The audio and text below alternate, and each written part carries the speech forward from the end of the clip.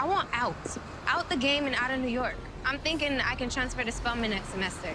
And I know you got enough to cover tuition and living expenses. It'll be a fresh start for me. I'll give you a fresh slap upside your f***ing head. Go get in the car, Diana. As we all know, going into season 3, the main theme is betrayal. But where there's betrayal, beneath the surface are secrets and lies. And more often than not, you have to cover one lie with another, which in essence is what we've seen Monet doing throughout season 3 to cover her tracks. Where she's dug one grave for Lorenzo, she's had to cover it with a further 2 in Gordo and Kai, which is now raising questions with the Castillos, something that will probably result in consequences and further death. Now, every so often I create a theme for my particular videos, and today we're going to be looking at the moment of truth for the Tejadas, the decisive moment where Monet's actions will be exposed, because the events of episode 8 along with the trailer for episode 9 means one thing: time is ticking for Monet, and Lorenzo did warn her of the same. They're gonna figure it out. And when they do, those kids are never gonna forgive you.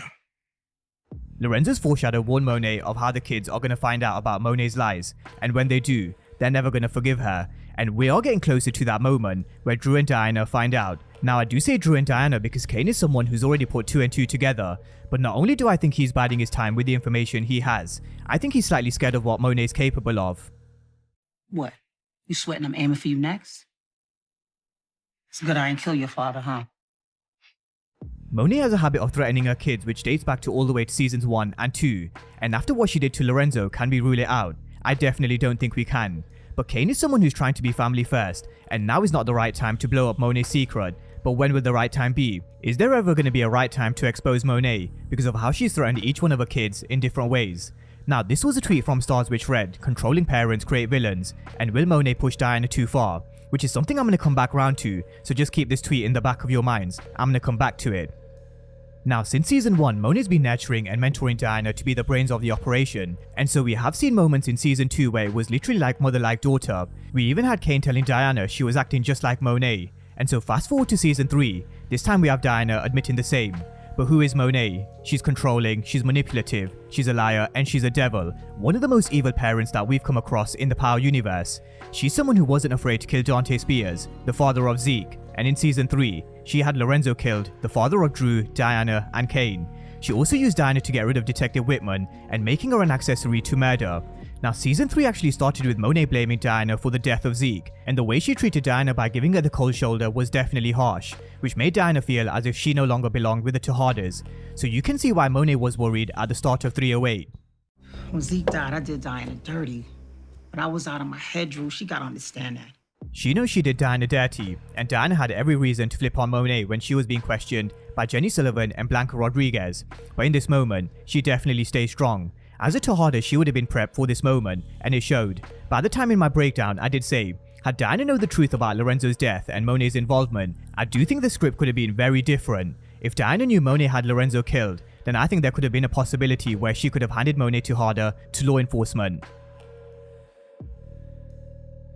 As Diana was released from the precinct, this life was put into perspective, but what Monet wants for her and what Diana wants are two completely different things. Diana wants to have no part in the game, and she wants to bring life to what Lorenzo said in episode 5. She was going to be the first Tejada to graduate from college, but with everything going on from this Rico, the Tejadas, and Tariq St. Patrick, Diana wants out. She wants out of New York and out of Stansfield, even if it means being away from Tariq St. Patrick, but this was shut down from Monet pretty much straight away, and so all Diana was doing in that moment was going from one jail cell to another. So if you think about how these kids have lived their lives under the controlling ways of Monet, it's a prison in itself. So this comes full circle to the tweet, "Controlling parents create villains. Will Monet push Diana too far?" I think it's already too late. The wheels were in motion long before the events of episode 8. And a combination of control, manipulation, and lies will not only push Diana too far, but also in the right direction, which only leads her to uncovering the truth.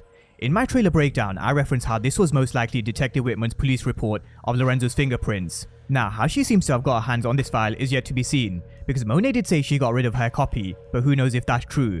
Although David still has his, and we all know what Diana's capable of, so let's not be surprised if she's 1, not only snooping around, but 2, finds out some crucial information that could destroy the family further, and she has a habit of finding out secrets, so I expect nothing less. So what do you guys think will happen when Diana finds out the truth? This is where we talk about Monet creating a villain.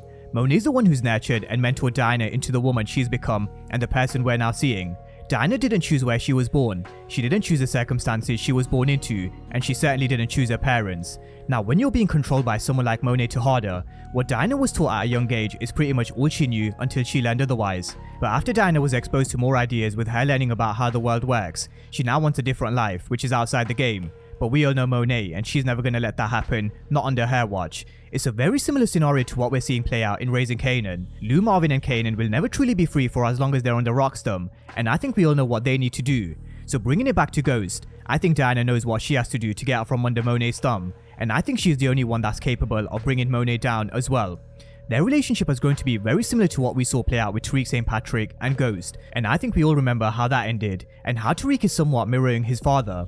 Now, I'm not saying Diana will pull the trigger on Monet like Tariq did with Ghost. I think that's highly unlikely for now, but information in power is just like holding a smoking gun, and with Diana being a mirror of Monet, sooner or later, she will turn into a villain, a creation by her own mother, which will end up being Monet's downfall. Not necessarily in episode 9 and not necessarily in season 3 either, but perhaps in season 4, because Monet really is creating a monster, and sooner or later, Diana in my opinion will be the most savage Tejada out the lot. Just think about who and what Monet is, and if Diana is going to be just like her, then imagine what Diana will become, which is why I do think Diana will eventually be Monet's downfall, being the mirror of her mother.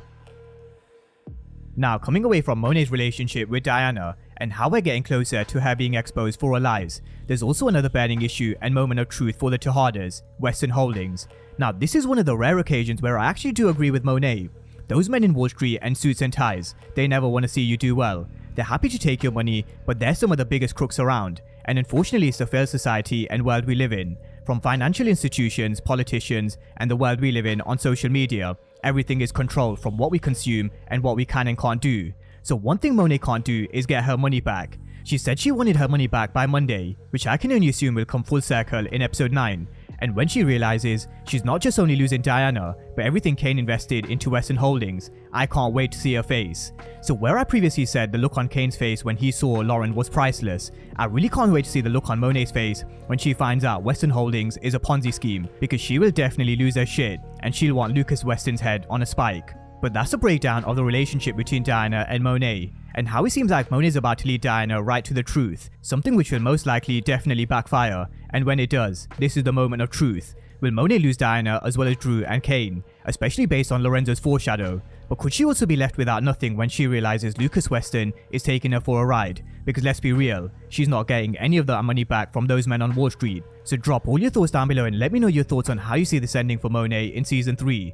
And will the mirror of Monet be her downfall, Diana Tejada? Drop all your theories on Diana's future moves, and of course if you are new to the channel and you haven't done so already, then remember to smash the subscribe button if you want to see everything Power Book 2 Ghost and Power Universe related. But as always, thank you guys for watching, and I'll see you next time.